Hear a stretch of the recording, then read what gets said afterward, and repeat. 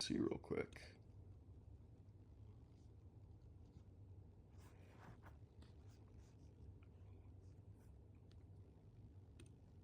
Testing.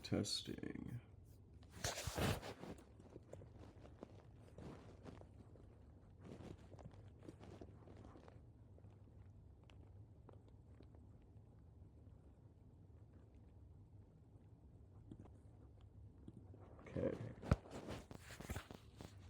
Testing. Okay. All right. Take two. All right. So this is take two of my presentation. The first one didn't record, unfortunately.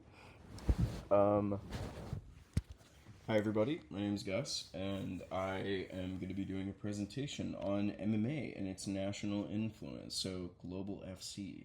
For those of you who don't know, I trained in MMA for about a year and a half. Started with boxing, did Muay Thai, and then started doing jiu-jitsu and wrestling, whole 9 yards. And I had a very good time with it. I would like to say that I'm sort of a super fan of the sport now. I really like the sport. I'm very passionate about it. And so, yeah, I thought that what better than to do a presentation on MMA and sort of how it's affected globally. So, let's start. So, one thing I would like to say about martial arts, though, is that every single martial art can go back into like ancient times. Fighting, wrestling, that has always been a sport since we were cavemen.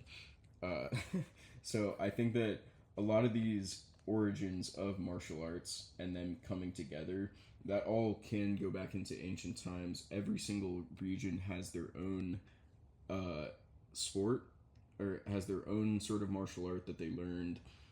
And I think a lot of when that came together was in America, the United States. It was sort of the 70s. Local promoters would come together, local organizers and promoters for entertaining. It was boxing and wrestling. They came together and were wanting to experiment with the rule set of fighting and see how they could add interesting matchups between people. So, like for example, this fight between Muhammad Ali and Antonio Inuko, I believe his name is. So this is a boxer versus a wrestler, and this fight ended in a no contest. It was a draw. Because sort of they stalemated each other with the styles and the rule set that was put into place. Like he couldn't punch. I think he could really only grapple with Muhammad Ali, and Muhammad couldn't grapple back. So that was a kind of already like a stalemate. It was very weird how this fight played out. And with when it came to just starting up like martial arts as a sport and stuff like that, it was very unorganized, very crazy. Like with this flyer right here, you have the tough guy contest, anything goes. About the only thing that's not allowed is like illegal shots to the groin, eyes, no hair pulling. I don't think it like that at all. But other than that, it's pretty much anything goes.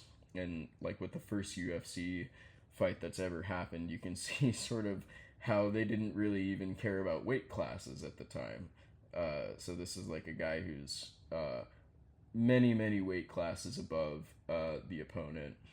And say when it came to like mixing these different styles of fighting as well, you have a jiu-jitsu black belt, Royce Gracie, versus a boxer.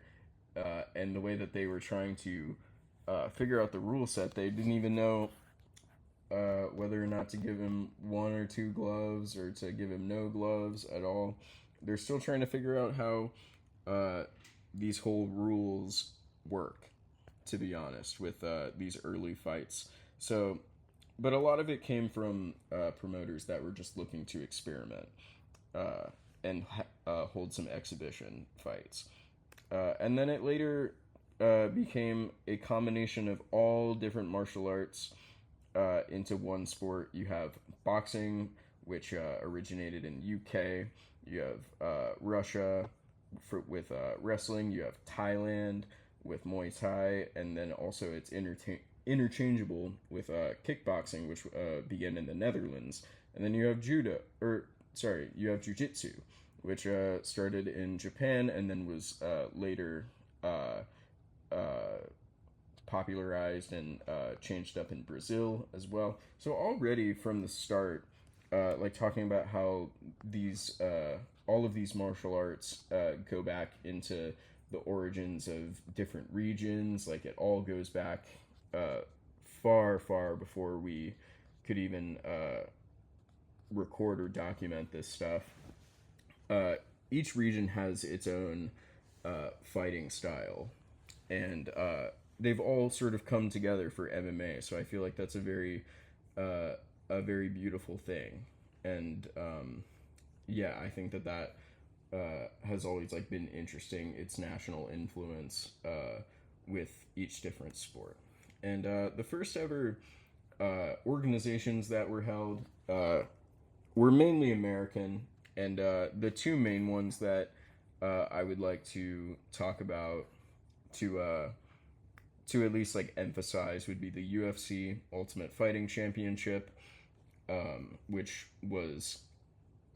began in America. You had you had a lot of Americans, you had a few Brazilians that were in there, and then you had Pride FC, which began in Japan, and yeah, these were sort of the main two beginners when it came to fighting. Yeah, Japan has its origins in a lot of martial arts, karate, judo.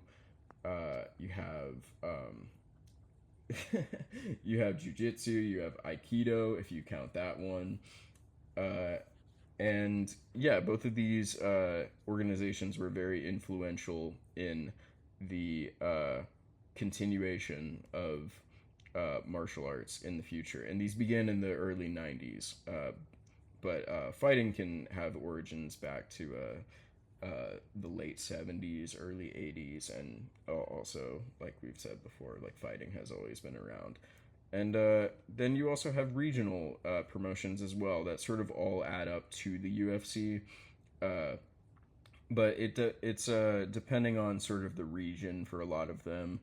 A lot of them are more like local promotions. You have the LFA, you have maybe PFL as well. You have let me think. Are there any other ones that I can think of? Not at the top of not that I know of right now. But you have LFA and PFL, which are in the United States mainly. And then you have like Cage Warriors, which is European. It's held in England. You have One Championship, which is held in Thailand, but is sort of all over Asia, and is mainly Asian focused. And then you have Rise and Fight Federation, which is held in Saitama, Japan. And then this isn't necessarily a promotion, but I did want to touch on this for at least a little bit. Combat Sambo, which is in Russia, and it's a very similar rule set to MMA. So a lot of MMA fighters that you'll see have sort of a background in Combat Sambo. Two of the champions that I'm going to talk about in the next slide, they have backgrounds in Combat Sambo, and they've done very well. And I think that's where we'll get into it. So like mainly with the start of MMA, it was mainly American, some Brazilian, a few people in Japan as well. And now this is what the diversity in nationalities looks like. So I think it's very cool to see this. You have Myanmar, you have Russia, you have Brazil, you have Georgia. So we'll get into that. And I have these two up here. These fights took place recently, yesterday. Merab Dvalishvili versus Piotr Yan. So you have Merab Dvalishvili in Georgia versus Piotr Yan, who's fighting out of Russia. And then you have Alexandre Pantoja fighting out of Brazil versus Joshua Van, who's fighting out of Myanmar. And both of these guys now are the champions after they fought these two. But I thought that these two would be notable. Or they should at least be mentioned. And the way that I see it, like, All of this is also about as diverse as you can get when it comes to countries. The UFC has, I believe, 75 different countries under their roster, and I think all of the promotions outside of that as well. Probably way more nationalities. So then you have Alexander Volkanovski fighting out of Australia. You have Ilya Topuria, who has triple nationalities, so he's fighting out of Spain, Georgia, and Germany. You have Islam Makhachev, who's fighting out of Dagestan, which is a territory in Russia. You have Hamzat Chimaev, who is fighting out of Chechnya, which is very, very, it's bordering on Dagestan. And then you have Alex Pereira fighting out of Brazil. You have Tom Aspinall fighting out of England in the United Kingdom. And then you have Mackenzie Dern, who is fighting out of the U.S., but she spent a lot of time in Brazil. She actually has now a Brazilian accent because she's lived there so long. And that's mainly where her training is focused. So I thought that I should mention Brazil as well. You have Valentina Shevchenko, who is fighting out of Kyrgyzstan, Peru, and Russia. But she also has a huge background in Muay Thai, so she spent a ton of time in Thailand. And then you have Kayla Harrison, who is I believe, a gold medalist in judo and is fighting out of the United States. But then you could also count Japan as well because of her judo background. And yeah, this is a huge lineup, or just a very large number of countries that all of these people are fighting out of. Each of them have probably trained in a ton of different countries. And I think that that's just honestly very impressive to see how far something like that has gone. How transnational and how influential each country has been in the sport, because all of these guys have a different fighting style and all of them have been successful. You have Pantoja, who is a striker grappler. You have Van, who's a striker. Yana's a striker. He does like boxing. You have Marab, who does heavy pressure wrestling. You have Alexander Volkanovski, who does a combination of kickboxing and wrestling. You have Ilya Topuria, who has very high level boxing. You have Islam Makhachev, who's a combat sambo fighter, who does a ton of wrestling, but also is very good at striking. You have Hamzat, who does extremely aggressive wrestling. You have Alex Pereira, who's a double champion in both kickboxing and MMA. And then you have Tom Aspinall, who does he does a combination of all martial arts. You have Mackenzie Dern, who does mainly jiu-jitsu. You have Shevchenko, who has a huge Muay Thai background, over 100 fights in Muay Thai, and also does a ton of grappling nowadays. And then you have Kayla Harrison, who is mainly grappling based. So it's very diverse, just not only in nationality, but also in fighting style as well. So I think that that's like very, very cool to see something like that. And I think that has only grown since the sport has begun, and I think it will only continue to grow, and I think it's very impressive. And now this next thing that I did want to touch on is a little bit controversial, but I thought it should be at least important that I touch on it, is sort of the UFC as a company and how they will market fighters based on different factors. And I think that nationality can and does play into how the UFC will market a fighter, if they want to market them or not. And one example that I could give before I touch on nationality is if a fighter is a lot younger, if they have sort of a huge fan base already, or if they have marketability for their personality or their look, the promotion will go towards that fighter. Say in America or so, where it's an American-based company, so it's a lot easier to sort of market a young fighter who understands like a lot of I guess like Gen Z humor. Let's go with that. like Gen Z, Gen Alpha humor, who would be able to pull in that sort of audience.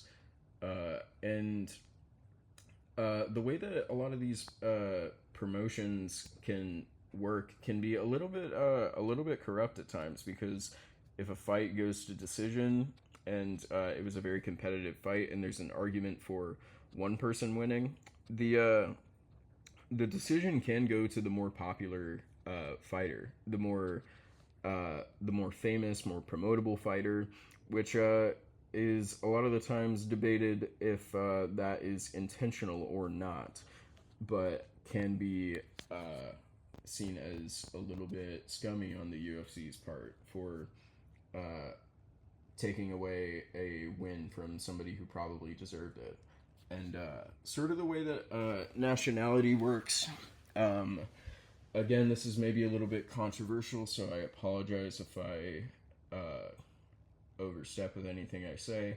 But nationality can play into a fighter's promotability, and I think that a good example of this would be Joshua Van, who is going to be fighting Tatsuro Taira.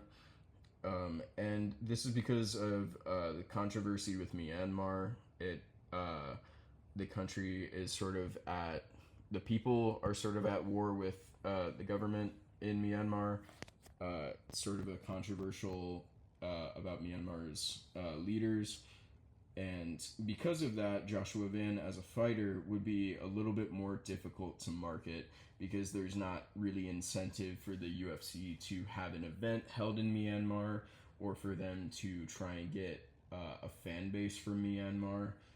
And also, Myanmar has a lower population than Japan, which we'll get into.